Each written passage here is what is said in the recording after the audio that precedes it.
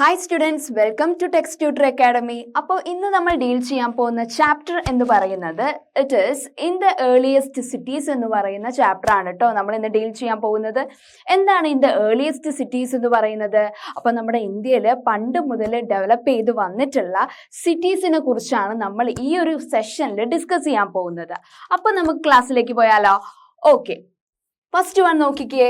It is we are going to discuss about Harappa.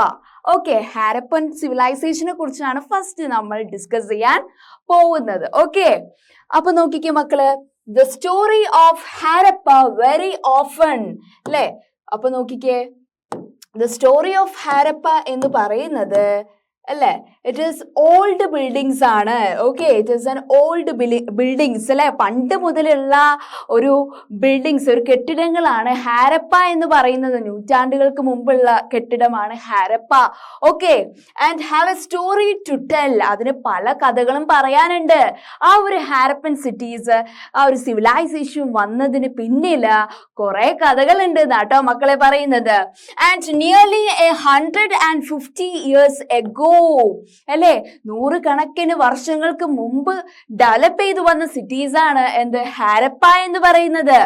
when railway lines were being laid down for the first time in Punjab. First 100 വർഷങ്ങൾക്ക് മുമ്പ് ഈ ബ്രിട്ടീഷുകാർ വന്നതിന് ശേഷമുള്ള ആ ഒരു ടൈമിൽ ഈ റെയിൽവേ ലൈൻ ഒക്കെ ആദ്യമായിട്ട് വന്നൊരു ടൈം എവിടെയാണ്?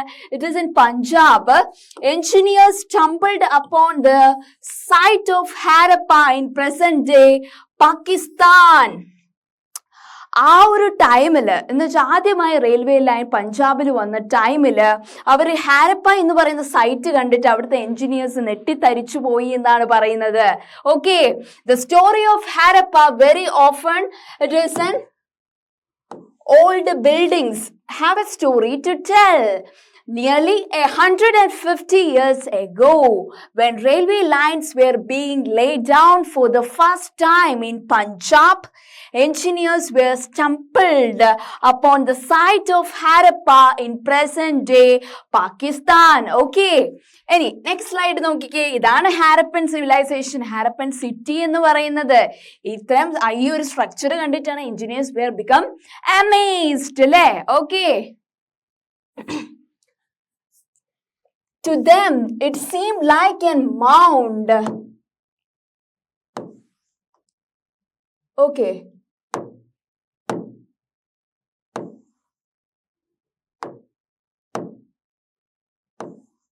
ഓക്കെ, ടു ദം എന്ന് പറയുന്നത് അവർക്ക്, ആ എഞ്ചിനീയേഴ്സിന് ഇതൊരു മൗണ്ട് പോലെ. It is a rich source of readymade high quality bricks. ഈ ഒരു സൈറ്റ് കണ്ടപ്പോ ഈ ഒരു എഞ്ചിനീയേഴ്സിന് തോന്നിയ കാര്യം എന്താണ് മക്കളെ?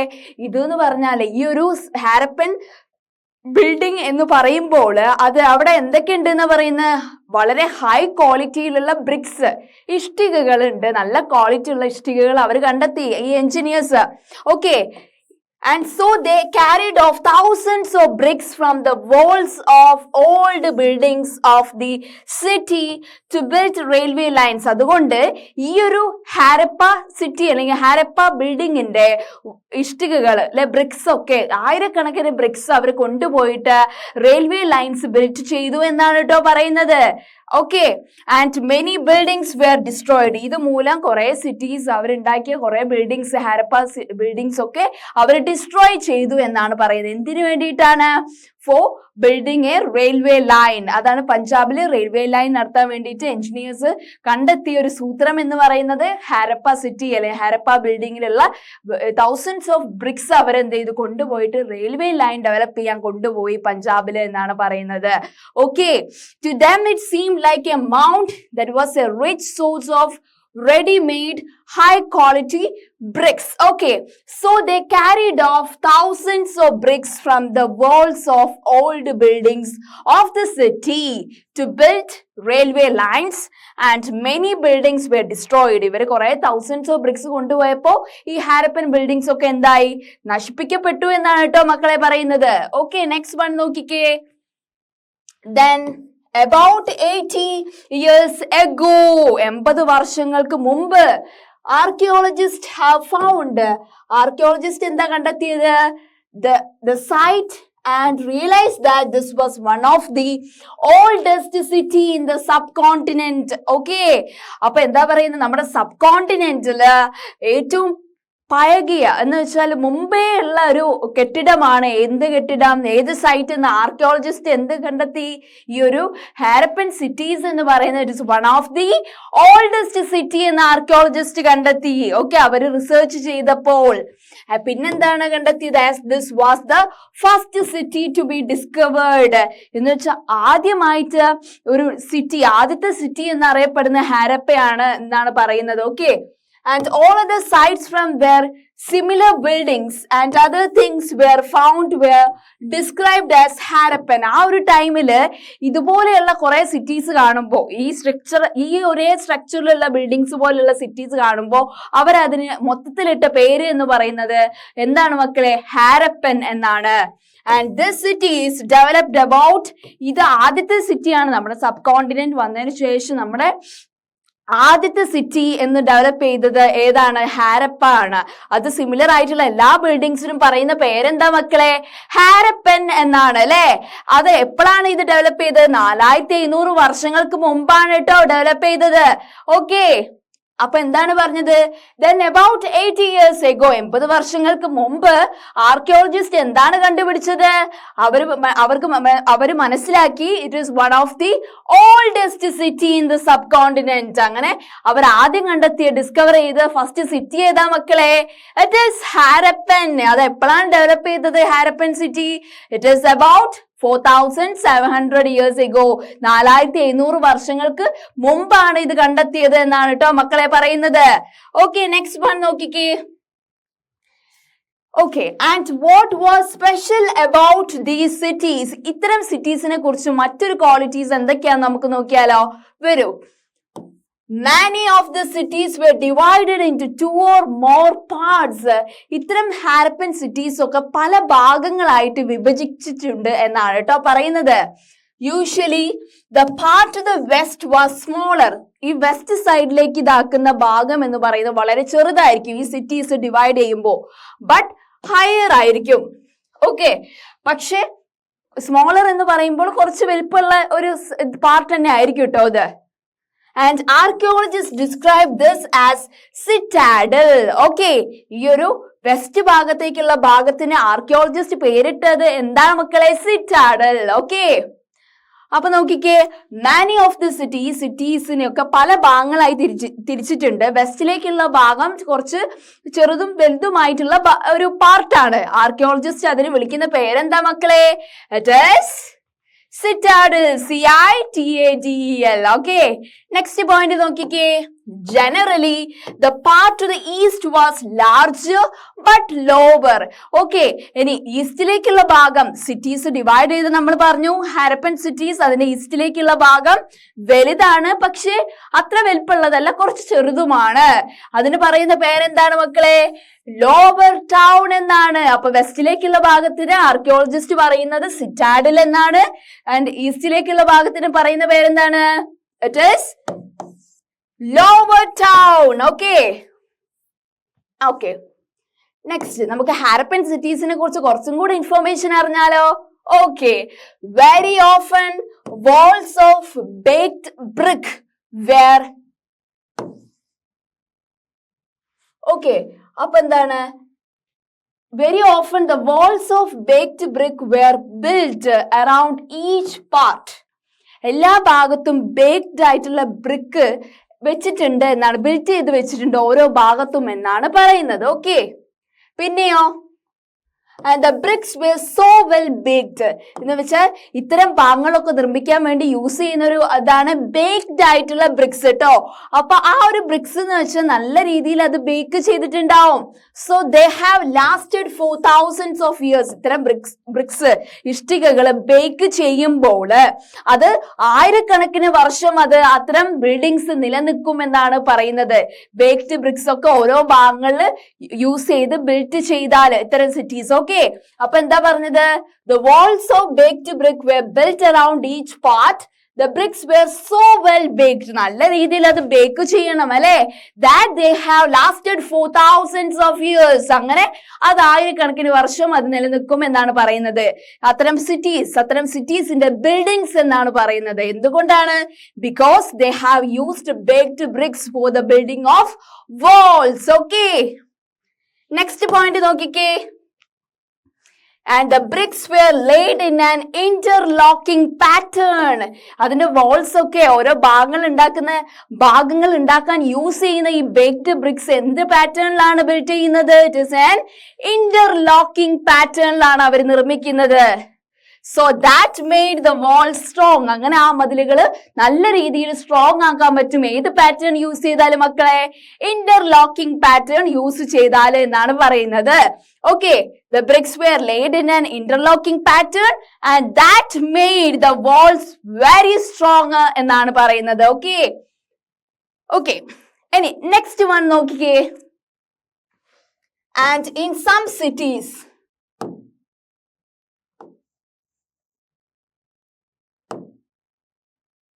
അപ്പോ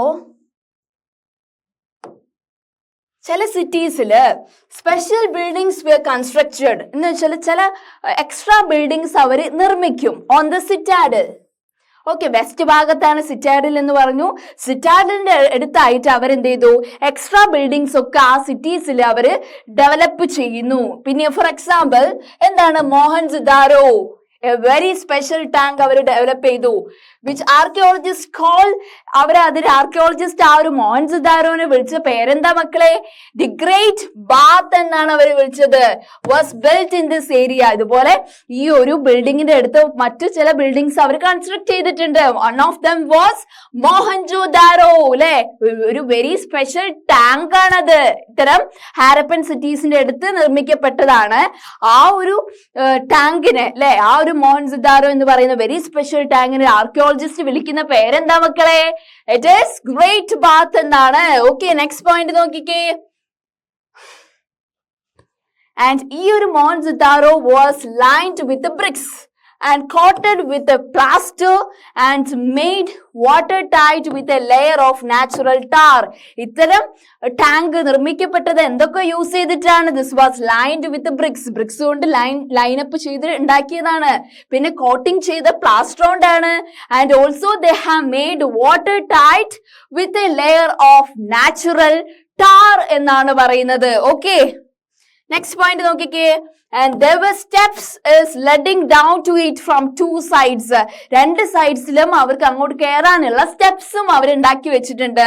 and while there were rooms on all sides, steps ഉണ്ട് രണ്ട് സൈഡിലും, പിന്നെ റൂംസും ഉണ്ട് ഇത്തരം മോഹൻജദാരോയില് എന്നാണ് പറയുന്നത്.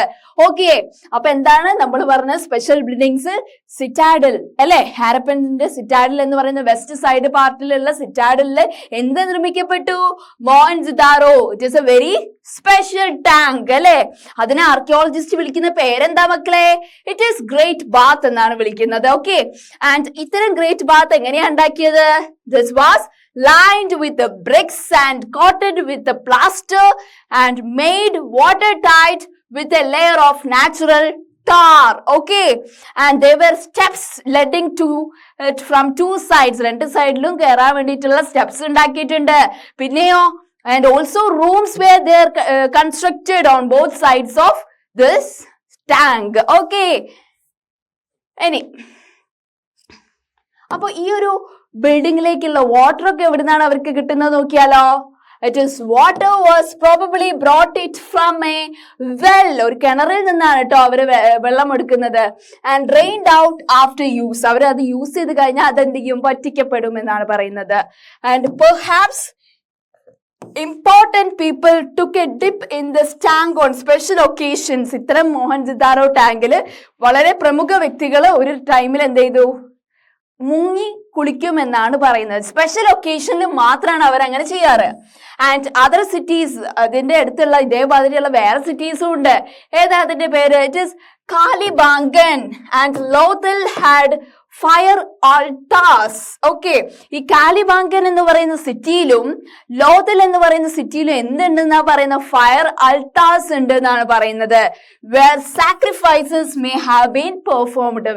വലിയ തരത്തിൽ കുരുതി കൊടുക്കുക എന്നൊക്കെ പറയില്ല, അത്തരം ഇതൊക്കെ എവിടെയാണ് നടത്തുന്ന കാലിബാങ്കൻ ആൻഡ് ലോഥൽ സിറ്റീസിലാണ് നടക്കാറുള്ളത് എന്നാണ് പറയുന്നത്. Because it consisting of fire altars. So the sacrifices may have been performed in these cities like Kalibangan and Lothal. അപ്പൊ എന്താ പറഞ്ഞത്, വാട്ടർ അവർ എടുക്കുന്നത് വെല്ലിൽ നിന്നാണ്. സ്പെഷ്യൽ ഒക്കേഷനിൽ മാത്രമാണ് important people to get dip in this Mohenjodaro great tank. Okay, and also there were similar cities such as Kalibangan and Lothal, okay, had fire altars where sacrifices may have been performed in the cities. Okay, next one nokike. And some cities like Mohenjo-daro and Harappa, Lothal had elaborate storehouses. ഇത് കൂടാതെ ഇത്തരം cities ആ ഒരു ടൈമിൽ ഉണ്ടായ cities ആണ് ഏതൊക്കെ മക്കളെ? മോഹൻജൊദാരോ, ഹാരപ്പ അല്ലെ, മോഹൻജൊദാരോ, ഹാരപ്പ ആൻഡ് ലോഥൽ എന്ന് പറയുന്ന മൂന്ന് സിമിലർ ആയിട്ട് ഒരേപോലെ കാണപ്പെടുന്ന സിറ്റീസ് ആണ്. അവിടെ എന്തുണ്ട് എന്നാ പറയുന്നത്? വലിയ സ്റ്റോർ ഹൗസസ് ഉണ്ട്, കലവറകൾ ഉണ്ട് എന്നാണ് പറയുന്നത്. Okay, cities like Mohenjodaro, Harappa, Lothal had elaborate store houses എന്നാണ് പറയുന്നത്. ഓക്കെ, ഇനി ആ ഒരു ടൈമിൽ സിറ്റീസിനെ കുറിച്ച് പറഞ്ഞു. ഇനി നമുക്ക് ഡിസ്കസ് ചെയ്യേണ്ട houses, drains and streets at that time അല്ലെ. നൂറ്റാണ്ടുകൾക്ക് മുമ്പ് ഉള്ള ഹൗസസും ഒക്കെ എങ്ങനെയായിരുന്നു, ഡ്രെയിൻസ് എങ്ങനെ, സ്ട്രീറ്റ് എങ്ങനെയായിരുന്നു എന്ന് നമുക്കൊന്ന് ഡിസ്കസ് ചെയ്താലോ മക്കളെ? ഓക്കെ, ഫസ്റ്റ് പോയിന്റ് നോക്കിക്കേ. Generally, houses were either 1 or 2 stories high. ആ ഒരു ടൈമിൽ തന്നെ വീടുകൾ എന്ന് പറയുന്നത് എന്തായിരുന്നു? ഒരു തട്ടുള്ള അല്ലെങ്കിൽ 2 തട്ടുള്ളത് അന്നേ ഉണ്ടായിരുന്നു എന്നാണ് പറയുന്നത് കേട്ടോ. With rooms were built around a courtyard. Rooms ഒക്കെ എവിടെയാ ബിൽറ്റ് ചെയ്യുന്നത്? ഒരു കോർട്ട്യാർഡ്, ഒരു വരാന്തയിൽ തന്നെ ഒരു റൂം ഉണ്ടാവും, ഒരു ചെറിയ അടുക്കള ഉണ്ടാവും. പിന്നെയോ most houses had A separate bathing area. പണ്ടുള്ള സിറ്റീസ് എന്ന് പറയുന്ന വർഷങ്ങൾക്കപ്പുറം, 100 വർഷങ്ങൾക്കപ്പുറം അവിടെ സെപ്പറേറ്റ് ആയിരുന്നു ബാത്തിങ് ഏരിയ എന്ന് പറയുന്ന വീടിന്റെ ഉള്ളിലല്ല, പുറത്ത് വേറൊരു സൈഡിലാണ് ബാത്തിങ് ഏരിയ ഉണ്ടായിരുന്നത്. And some had wells to supply water. ചിലവർക്ക് എന്തുണ്ടായിരുന്നു? കിണറുകളും ഉണ്ടായിരുന്നു എന്നാണ് പറയുന്നത് അല്ലെ. ഹൗസസ് എന്ന് പറയുന്നത് പണ്ടത്തെ 1 or 2 സ്റ്റോറീസ് ഉണ്ടായിരുന്നു. Rooms were built around a courtyard. പിന്നെ എന്താണ് വേറൊരു ഫീച്ചർ എന്ന് പറയുന്നത്? Most houses were built in a separate, most houses had a separate bathing area also. Okay, and also some had wells to supply water too. Okay, next point നോക്കിക്കേ മക്കള്. Many of the cities had covered drains. എന്താണ് covered drains എന്ന് പറയുന്നത്? It is notice how carefully these were laid out in straight lines, although you cannot see it, and each drain had a gentle slope so that water could flow through it. അല്ലെ, many of the cities had covered drains. എല്ലാവർക്കും എന്തുണ്ട്? ശേഖരിക്കാൻ പറ്റിയിട്ടുള്ള streams, അരുവികൾ പോലെയുള്ള drains ഉണ്ടായിരുന്നു. അത് വലിയ വലിയ മലകൾക്കിടയിലൂടെ ഒഴുകി എത്തുമായിരുന്നു എന്നാണ് പറയുന്നത്. ഓക്കെ, ഇനി next. The drains in houses were connected to those on the streets. ഇത്തരം ഡ്രെയിൻസ് എന്തുമായിട്ട് കണക്ഷനിലാണ് നിൽക്കുന്നത്? സ്ട്രീറ്റ്സിലൂടെയൊക്കെയാണ്, എല്ലാവർക്കും ഇതാവുന്ന രീതിയിലാണ്. Smaller drains led into bigger ones. ഇത്തരം ചെറിയ ചെറിയ അരുവികൾ വലിയ വലിയ പുഴകളായി മാറുന്നു എന്നാണ് പറയുന്നത് അത്തരം കാലഘട്ടത്തെ. Okay, and as the drains were covered, inspection holes were provided at intervals to clean them. Okay, അപ്പൊ ഡ്രെയിൻസ് ഒക്കെ വലിയ രീതിയിൽ ഒഴുകുമ്പോൾ അതിനെന്ത് ചെയ്യും? ക്ലീൻ ചെയ്യാൻ വേണ്ടിയിട്ടൊക്കെ ഇൻസ്പെക്ഷൻ ഹോൾസ് അവരുണ്ടാക്കിയിരുന്നു എന്നാണ് പറയുന്നത്. പിന്നെയോ the all three, it is houses, drains and street were probably planned and built at the same time. എല്ലാം പ്ലാൻ ചെയ്തിട്ടാണ്. ഇപ്പൊ ഹൗസസ് ആയിക്കോട്ടെ, ഡ്രെയിൻസ് ആയിക്കോട്ടെ, സ്ട്രീറ്റ്സ് ഒക്കെ അവർ പ്ലാൻ ചെയ്തിട്ടാണ് നിർമ്മിക്കാറ് അന്നത്തെ കാലഘട്ടത്തില് എന്നാണ് പറയുന്നത്. അപ്പൊ എന്താ പറയുന്നത്? Drains in houses were connected to those on the street. വീട്ടിന്റെ അടുത്തുള്ള ഡ്രെയിൻസും സ്ട്രീറ്റിനും ഒരു കണക്ഷൻ ഉണ്ടായിരുന്നു അന്ന് എന്നാണ് പറയുന്നത്. ഓക്കെ, ചെറിയൊരു ഡ്രെയിന് വലിയൊരു ബിഗർ ഡ്രെയിൻ ആയിട്ട് മാറിയിരുന്നു. പിന്നെ അന്നത്തെ കാലഘട്ടത്തിൽ ഇത്തരം ഡ്രെയിൻസ് ഒക്കെ ക്ലീൻ ചെയ്യാൻ വേണ്ടിയിട്ട് ഇൻസ്പെക്ഷൻ ഹാൾസും ഉണ്ടായിരുന്നു എന്നാണ് പറയുന്നത്. ഓക്കെ, എല്ലാം എന്തുണ്ടാക്കുകയാണെങ്കിലും അന്നത്തെ കാലഘട്ട ഹൗസസ് ആണെങ്കിലും ഡ്രെയിൻസ് ആണെങ്കിലും സ്ട്രീറ്റ്സ് ആണെങ്കിലും അല്ലെ, എല്ലാം എന്താ പ്ലാൻ ചെയ്തിട്ടാണ് അവർ ബിൽഡ് ചെയ്യാറ് എന്നാണ് പറയുന്നത്. ഓക്കെ, അപ്പൊ നെക്സ്റ്റ് വണ്ണിലേക്ക് പോയാലോ. The life in the city. ഇനി നമുക്ക് അറിയേണ്ടത് ആളുകൾ എങ്ങനെയാണ് അവിടെ ജീവിച്ചിരുന്നത് എന്നാണ് അറിയേണ്ടത് അല്ലെ. നോക്കിക്കേ, first point, Harappan city was A very busy place. വളരെ തിരക്കുള്ളൊരു നഗരപ്രദേശമായിരുന്നു ഏത് മക്കളെ? Harappan city. Okay, and there were people who planned the construction of special buildings in the cities. എന്തെങ്കിലും പ്രത്യേകതകളുള്ള ബിൽഡിങ്സ് ഒക്കെ നിർമ്മിക്കുന്നത് ആളുകൾ വെൽ പ്ലാൻഡ് ആയിട്ടായിരിക്കും എന്നാണ് പറയുന്നത്. And these were probably the rulers. ഇത്തരം പ്ലാനിംഗ് ഒക്കെ ചെയ്യുന്നത് ആരാണ് മക്കളെ? ഭരണാധികാരികളായിരിക്കും അല്ലേ. ഓക്കെ, സെക്കൻഡ് പോയിന്റ് നോക്കിക്കേ. It is likely that rulers sent people to distant lands to get metal, precious stones and other things that they wanted. ഇത്തരം buildings ഒക്കെ ഉണ്ടാക്കാൻ വേണ്ടിയിട്ട് ഇത്തരം ഭരണാധികാരികൾ അവരുടെ ആളുകളെ എങ്ങോട്ട് അയക്കും? മറ്റുള്ള ഗ്രാമങ്ങളിലേക്ക് അയച്ചിട്ട് എന്ത് കളക്ട് ചെയ്യിപ്പിക്കും? ഇതിന് വേണ്ടിയിട്ടുള്ള, ഇത്തരം കൺസ്ട്രക്ഷന് വേണ്ടിയിട്ടുള്ള മെറ്റൽസും പ്രഷ്യസ് സ്റ്റോൺസും ഒക്കെ എന്ത് ചെയ്യും? വാങ്ങിപ്പിക്കും. പിന്നെയോ, they may have kept the most valuable object such as ornaments of gold, silver, beautiful beads for themselves. They may have kept the most valuable ആയിട്ടുള്ള സാധനങ്ങൾ അവർ എക്സ്ചേഞ്ച് ചെയ്യും. അതിന് എക്സ്ചേഞ്ച് ആയിട്ട് റോ മെറ്റീരിയൽസ് അവർ വാങ്ങിയിരിക്കും എന്നാണ് പറയുന്നത്. ഓക്കെ ഓക്കെ, അപ്പൊ എന്താണ്? Harappan city എന്ന് പറയുന്ന പണ്ട് മുതലേ ഉള്ള ഒരു തിരക്കുള്ള പ്രദേശമാണ്. അവിടെ ബിൽഡിങ്സ് ഒക്കെ കൺസ്ട്രക്ട് ചെയ്യണമെങ്കിൽ അവിടെയുള്ള ഭരണാധികാരികള് മറ്റുള്ള സ്ഥലത്തേക്ക് ആളുകളെ അയച്ചിട്ട് മെറ്റൽസും റോ മെറ്റീരിയൽസും ഒക്കെ വാങ്ങുന്നു എന്നാണ് പറയുന്നത്. ഓക്കെ, പിന്നെന്താണ്?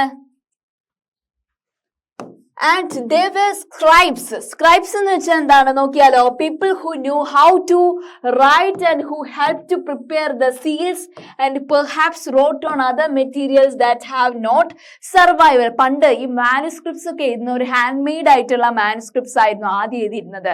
അതിന് സ്ക്രൈബ്സിനെ ഏർപ്പാട് ചെയ്തിരുന്നു രാജാക്കന്മാര്. എല്ലാം കോപ്പി ചെയ്യാൻ വേണ്ടിയിട്ട് നല്ല രീതിയിൽ എഴുതുന്നവര് അവര് എന്ത് അഡോപ്റ്റ് ചെയ്തിരുന്നു. നെക്സ്റ്റ് പോയിന്റ് നോക്കിക്കേ. ബിസൈഡ്സ്, അത് കൂടാതെ ആരൊക്കെ ഉണ്ടായിരുന്നു അവരുടെ കൂടെ വർക്ക് ചെയ്യാൻ വേണ്ടിയിട്ട്? There were men and women, craft persons making all kinds of things either in their own homes or in special workshop. ഇത്തരം ഭരണാധികാരികളെ ഹെൽപ്പ് ചെയ്യാൻ പുരുഷന്മാരും സ്ത്രീകളും അതുപോലെ തന്നെ ക്രാഫ്റ്റ് പേഴ്സൺസ്, വലിയ വലിയ പാത്രങ്ങളും എല്ലാം ഉണ്ടാക്കുന്ന ആളുകളില്ലേ, സ്കിൽസ് ഉള്ള ആളുകളൊക്കെ ആരെ ഹെൽപ്പ് ചെയ്യാനുണ്ടായിരുന്നു? റൂളേഴ്സിനെ ഹെൽപ്പ് ചെയ്യാൻ ഉണ്ടായിരുന്നു എന്നാണ് പറയുന്നത്. ഓക്കെ, അപ്പൊ എന്താണ്? സ്ക്രൈബ്സ് എന്ന് പറയുമ്പോൾ മാനുസ്ക്രിപ്റ്റ് ചെയ്യുന്നവർ, പല പല സീൽസ് ചെയ്യുന്നവരുണ്ടാവും കോയിൻസിലൊക്കെ. അങ്ങനെയുള്ള ആളുകൾ കൂടാതെ men, women and craftsmen also led for the development of their cities അല്ലെ. പിന്നെ and people were traveling to distant lands. ആളുകള് ദൂരപ്രദേശങ്ങളിലൊക്കെ പോയിട്ട് എന്ത് കൊണ്ടുവരും? Raw materials and perhaps stories. അപ്പോൾ പലതരത്തിലുള്ള ഇത്തരം ബിൽഡിങ്സ് ഒക്കെ കൺസ്ട്രക്ട് ചെയ്യാൻ വേണ്ടിയിട്ടുള്ള റോ മെറ്റീരിയൽസ് ആളുകൾ കൊണ്ടുവരും. അതുകൂടാതെ അവിടെയുള്ള അവരെ കുറിച്ചുള്ള കഥകളും കൊണ്ടുവരുന്നു എന്നാണ് പറയുന്നത്. Okay, many terracotta toys have been found. Children must have played with these. Okay, terracotta toys have been found and children must have played with this. കുറെ terracotta toys കുറെ കണ്ടെത്തിയിരുന്നു ആ ഒരു സ്ഥലങ്ങളിൽ. അവർ പോകുന്ന ഡിസ്റ്റന്റ് ലാൻഡ്സിൽ. എന്നിട്ട് കുട്ടികൾ അതുമായിട്ടാണ് പിന്നെ കളിക്കാറ് എന്നാണ്. അവർ അതും കൂടെ ഇവിടേക്ക് കൊണ്ടുവരും. എന്നിട്ട് ഇവിടെയുള്ള കുട്ടികൾ ഇത്തരം ടോയ്സ് ആണ് കളിക്കാറ് എന്നാണ് പറയുന്നത്. അപ്പൊ എന്താ പറഞ്ഞത്? ആളുകൾ മറ്റുള്ള പ്രദേശങ്ങളിൽ പോയിട്ട് റോ മെറ്റീരിയൽസ് കൊണ്ടുവരുന്നു. അതുപോലെ തന്നെ അവിടെയുള്ള ആളുകളുടെ കഥകളും എക്സ്ചേഞ്ച് ചെയ്യുന്നു. അതുകൂടാതെ terracotta toys അവരവിടെ കണ്ടെത്തി ഇവിടെയുള്ള കുട്ടികൾക്ക് വേണ്ടിയിട്ട് കൊണ്ടു കൊടുത്തിരുന്നു അവർക്ക് കളിക്കാൻ വേണ്ടിയിട്ട് എന്നാണ് പറയുന്നത്. ഓക്കെ, അപ്പോൾ ഇത്തരം കാര്യങ്ങളാണ് മെയിൻലി നമ്മൾ ഈ ഒരു സെഷനിൽ ഡിസ്കസ് ചെയ്തത്. എന്താണ്? ഹാരപ്പൻ സിറ്റി എന്ന് പറയുന്നത് ഇത്തരം സിമിലർ സിറ്റീസ് അവിടെ കൂടുതൽ ഡെവലപ്പ് ചെയ്തിരുന്നു. ഇപ്പൊ മെയിൻലി അവിടെ ഉണ്ടാക്കുന്ന ബിൽഡിങ്സ് എന്ന് പറയുമ്പോൾ വെസ്റ്റ് സൈഡിലുള്ള സിറ്റാഡിൽ എന്നും ഈസ്റ്റ് സൈഡിലുള്ള ലോവർ ടൗണും എന്നാണ് പറയുന്നത്. ഇത്തരം ബിൽഡിങ്സ് സ്ട്രോങ് ആക്കുന്നത് ബേക്ഡ് ബ്രിക്സ് ആണ്. നല്ല രീതിയിൽ ബേക്ക് ചെയ്യുമ്പോൾ അത്രയും തൗസൻഡ്സ് ഓഫ് ഇയേഴ്സ് അത് സ്ട്രോങ്ങർ ആയിട്ട് ഇരിക്കും എന്നാണ് പറയുന്നത്. അപ്പൊ ഇത്തരം സിമിലർ ബിൽഡിങ്സ് ഉണ്ട് അവിടെ. മോഹൻജദാരോ, ലോത്തൽ, അതുപോലെ കാലിബാങ്കൻ ലോത്തലിലാണ് ഈ ഫയർ അൾട്ടാർസ് ഒക്കെ ഉള്ളത്. മെയിൻലി സാക്രിഫൈസസ് ഒക്കെ അവിടെയാണ് നടത്താറ്. പിന്നെ മോഹൻജദാരോ എന്ന് പറയുന്നത് ഈ ഒരു ഇതുപോലെ തന്നെ ഹരപ്പ പോലെ തന്നെ സിമിലർ ആയിട്ടുള്ള സിറ്റിയാണ്. അവിടെ ആർക്കിയോളജിസ്റ്റ് അതിന് ഗ്രേറ്റ് ബാത്ത് എന്നാണ് പറയുന്നത്. അവിടെ വലിയ പ്രൊമിനന്റ് ആയിട്ടുള്ള പീപ്പിൾ ഒരു ടൈമെങ്കിലും സ്പെഷ്യൽ ഒക്കേഷനിൽ അവിടെ മുങ്ങുമെന്നാണ് പറയുന്നത്, മുങ്ങിക്കുളിക്കുമെന്നാണ് പറയുന്നത്. പിന്നെ എന്താ, നമ്മളിപ്പോ പറഞ്ഞു നിർത്തിയ കാര്യങ്ങള്, ഇത്തരം ബിൽഡിങ്സ് ഉണ്ടാക്കാൻ വേണ്ടിയിട്ട് ഭരണാധികാരികള് ആളുകളെ ദൂരെയുള്ള പ്രദേശങ്ങളിലേക്ക് അയക്കും റോ മെറ്റീരിയൽസിന് വേണ്ടിയിട്ട് എന്നാണ് പറയുന്നത്. ഓക്കെ, അത്തരം കാര്യങ്ങൾ നമ്മൾ ഡിസ്കസ് ചെയ്തിട്ടുള്ളൂ, വളരെ സിമ്പിൾ ആയിട്ടുള്ള കാര്യങ്ങൾ അല്ലെ. ഇനി നെക്സ്റ്റ് സെഷനിൽ നമ്മൾ ഡിസ്കസ് ചെയ്യാൻ പോകുന്നത് it is A new craft in the city ആണ് കേട്ടോ. അത് നമുക്ക് നെക്സ്റ്റ് സെഷനിൽ ഡിസ്കസ് ചെയ്യാം. Okay, thank you.